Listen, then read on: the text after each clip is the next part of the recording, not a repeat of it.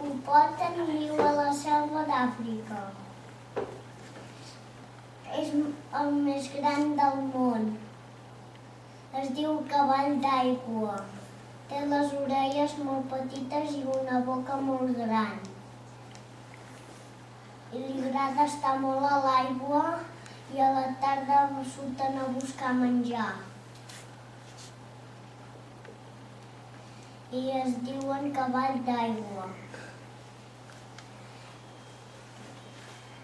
Tenen els fills a la panxa i neixen a l'aigua.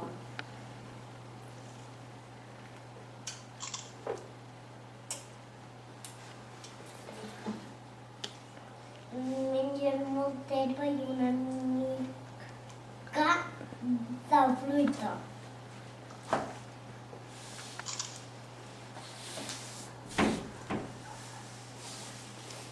Ja està.